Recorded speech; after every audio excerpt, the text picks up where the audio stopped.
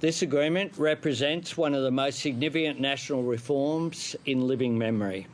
These reforms will ensure that Australians can continue to access world-class healthcare as well as disability supports. It prioritises investment in our precious public health system and builds on my government's measures to strengthen Medicare.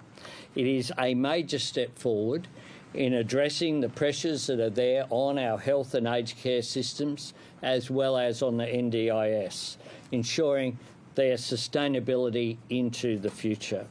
As part of this deal, the Commonwealth will provide an additional $25 billion for public hospitals to reach a record $219.6 billion over the next 5 years. This is 3 times more additional funding for public hospitals than was agreed to under the last 5-year agreement under the Morrison government. We also committed to working together to make the NDIS better and more sustainable. We want growth in the future to be 6% or less and have agreed to work towards that. My government will continue to help states to take pressure off their hospitals as well on top of this agreement through the 1-800 Medicare system that began on January 1, through the additional urgent care clinics, of which we will have 137, 120 of those are already open, and they're taking pressure off emergency departments. And the record new investment in expanding bulk billing is working. There are now 3,300 medical centres that are fully bulk billed. 1,300 of those are new as a direct result of our tripling of the bulk billing incentive. In addition to that, we are opening 92 Medicare mental health clinics, cheaper medicines for every Australia, and delivering the most significant aged care reforms that have been implemented by any government this century. The success of our Commonwealth has always been about finding common ground. And I want to thank the Premiers and Chief Ministers for the work that we've done together over a long period of time, making sure that our focus is not on ourselves or on politics, but is on patients. How do we deliver the health care that Australians need and that Australians deserve? And under our federation system, what that requires is for the Commonwealth, together with states and territories, to work together in the interests of the respective states, but also in the national interest, and that is what we have been provided for with this agreement. We know that we need to get older, longer stay patients out of hospital rooms and into dedicated care, and the aged care reforms will assist with that. We know that we need to provide quality care for Australians with a disability, and the reforms will do that, as well as ensuring that they are sustainable. And we know that we want to cut waiting lists and reduce emergency department wait times as we go forward. This funding deal is about a better deal for Australians, about better health care, about strengthening Medicare, consistent with my government's commitment to strengthen Medicare as a focal point for the Australian health system, but also as a great source of national pride. We can pride ourselves that Australians get the care they need when they need it, and they do that through the Medicare system and through our public hospital system as well.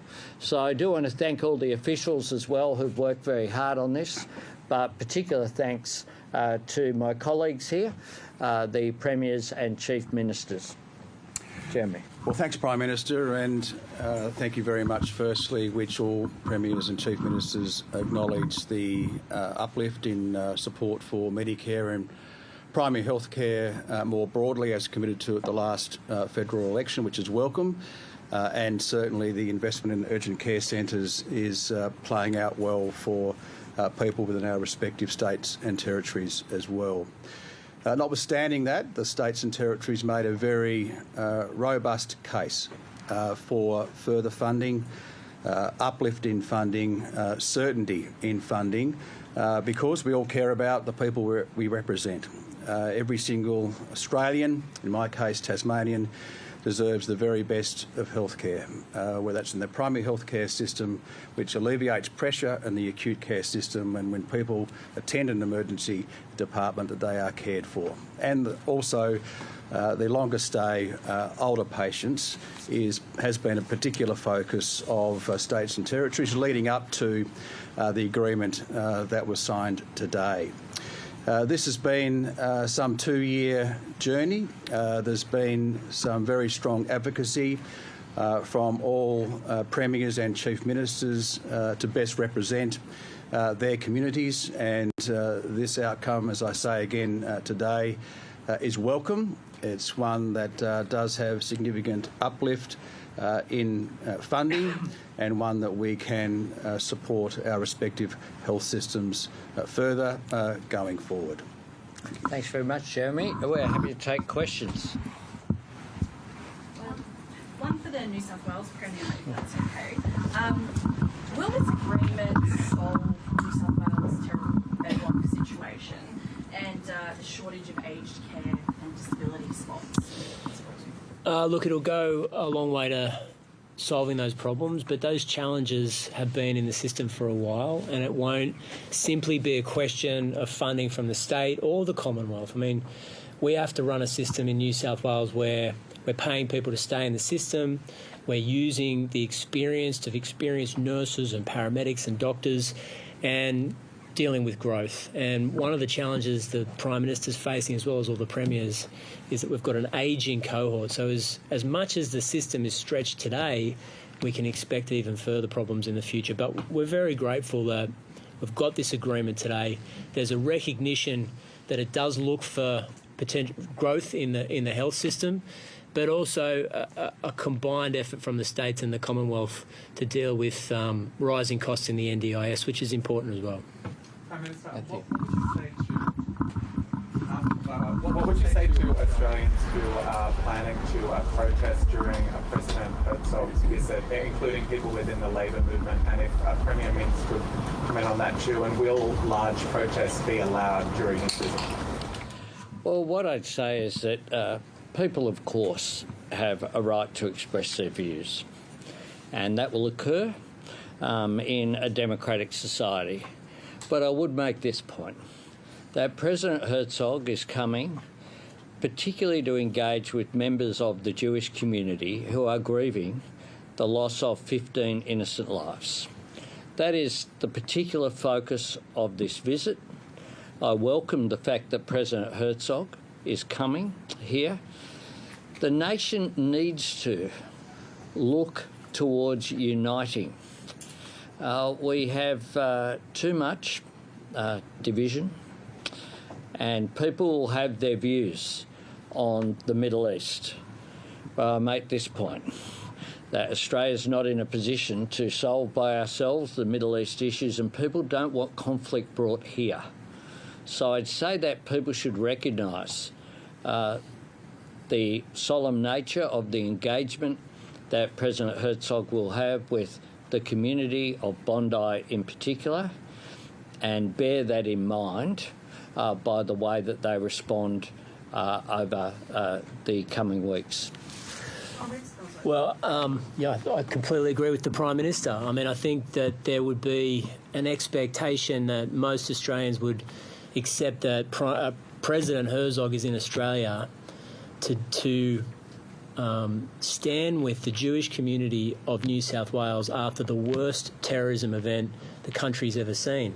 I understand people are concerned about what's happening around the world and in the Middle East, but this happened in Sydney. And I think there should be an opportunity for that community to grieve, and I hope that people are respectful of that. When it comes to protest designations, I just want to make it clear, we'll take any and every decision that we believe is appropriate to keep the President safe and the community safe. And if there's an expectation that protesters are going to have free run of the city, I'm sorry, that can't be the case. I think most reasonable Australians would expect us to keep security and safety on the streets, as well as respect a guest of Australia. Premier, the constitutional challenge is underway in reports over the new laws regarding some of the issues regarding protests and so forth. What do you expect to happen in the run-up to the Israeli president's arrival? Look, I don't know. I mean, I'm not going to front run the court's decision. People have got a right to petition the court, but I've got a lot of confidence and faith in the legislation that we've passed. Just want to make this point. The number one obligation of any government in any place across Australia is to keep the community safe, and the decisions that we've made are exactly in line with that. We think they're proportionate. Protests haven't been banned, but the idea that you can completely take over the street and dissect one of the busiest cities in the world because you want to have a protest every week, I think there's got to be reasonable limits on that, and that's what our legislation does. Yeah. Prime Minister, will there be a delay to the start of the Thriving Kids program? And also, under your government, total federal spending is at its highest share of the economy since 1986, excluding the pandemic. If the RBA makes that decision next week to raise the cash rate, will you take responsibility for the economic climate that's directed that decision? Well, the states put to us the possibility of a short delay in the full implementation of Thriving Kids. But Thriving Kids will start from this year, and the full implementation will be completed on the 1st of January 2028. We agreed to that proposal. It was reasonable that we get this right, and so it is a positive move. When it comes to government investment and expenditure, we today are making an announcement of $25 billion of additional investment in people's health care.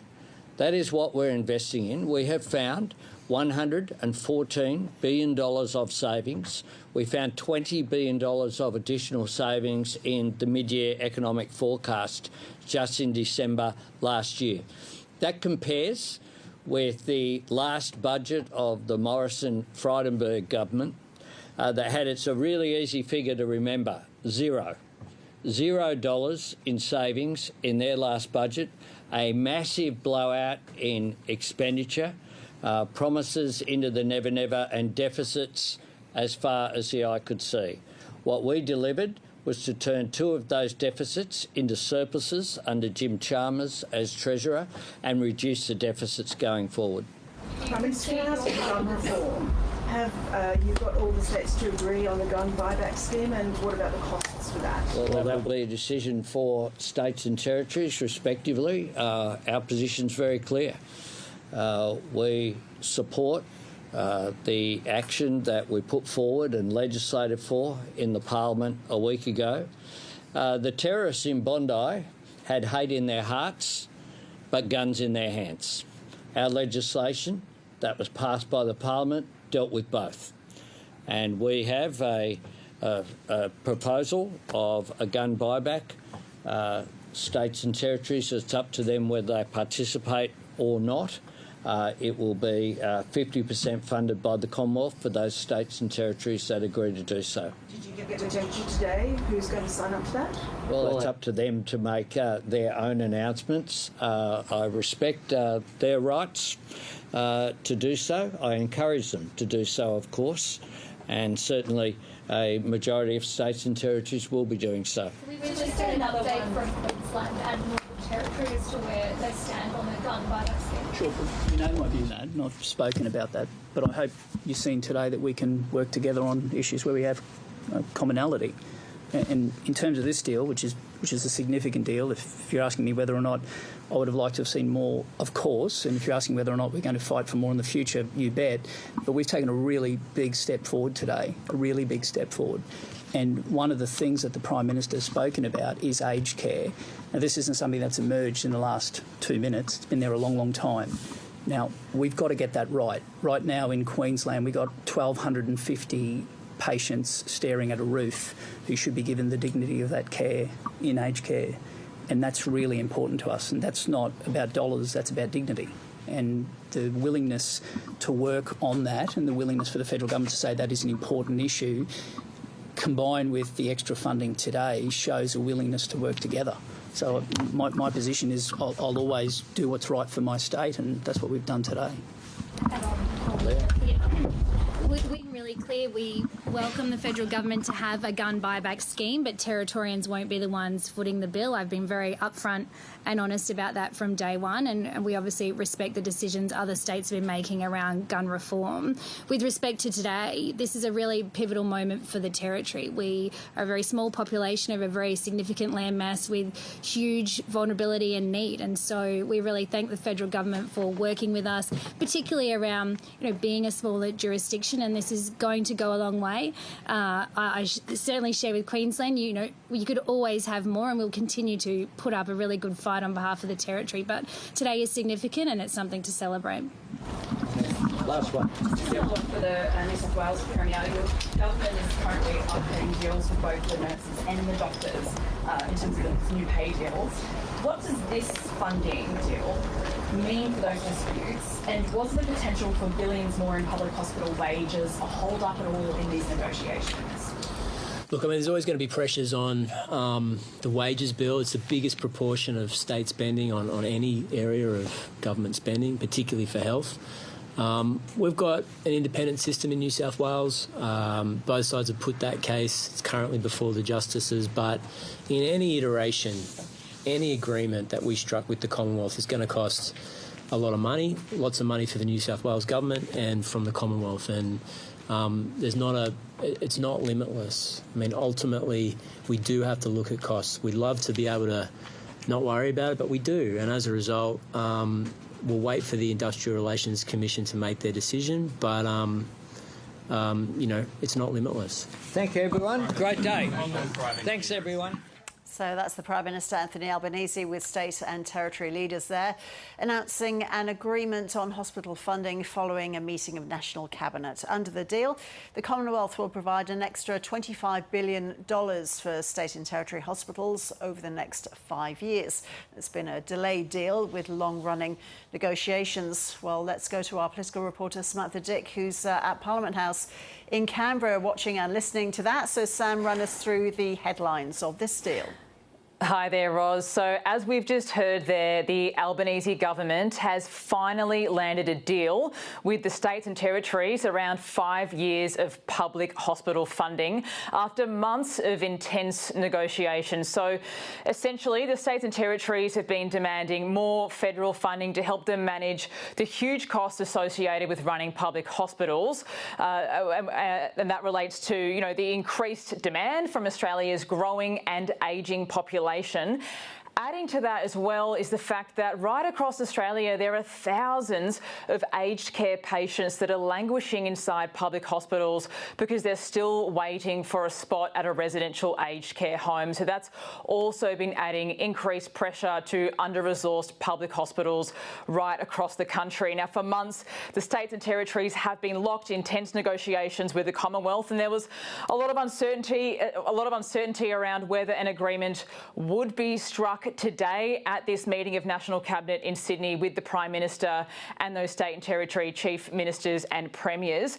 Up until today, the latest offer from the federal government was $21 billion over 5 years, with an extra $2 billion to help manage those aged care patients. So that was $23 billion. But now today, as we've just heard there, Prime Minister Anthony Albanese has announced an extra $25 billion for the states and territories to help run their public hospitals. So finally, we have a resolution to this months-long funding stoush, and it is good news because the clock was really ticking to get this done with the interim one-year public hospital funding arrangement due to expire in June, and South Australia entering caretaker mode next month ahead of its state election. So Sam, how does this new deal impact the Thriving Kids program? Yeah, so at National Cabinet today, disability support for Australians was another topic, and that's because it does feed into this discussion around public hospital funding. So back in 2023, the federal government offered to up its share of federal funding for public hospitals in exchange for the states and territories taking more responsibility to help run some disability services to take pressure off the NDIS. The NDIS is an extremely fast-growing area of expenditure expenditure for the Commonwealth. And to help alleviate some of this big budget blowout, the government announced a new program last year called Thriving Kids, which is meant to reduce pressure on the NDIS by redirecting some of these kids with mild developmental delays and autism away from NDIS and onto this new program, Thriving Kids, which is co-funded by the states and territories. This new program was meant to start in July this year, but the states and territories were worried that they haven't had enough time to properly prepare for this big transition. And so as part of this hospital funding deal, they've asked for more time. So the start of the rollout date has now been pushed back a few months, likely closer to October now. But while that might be good news for the states and territories who are wanting more time, there are still a lot of questions for parents around how Thriving Kids is going to actually work. We still don't have a lot of the details around its rollout and what it means for kids who are currently on NDIS receiving care. Samantha, thank you.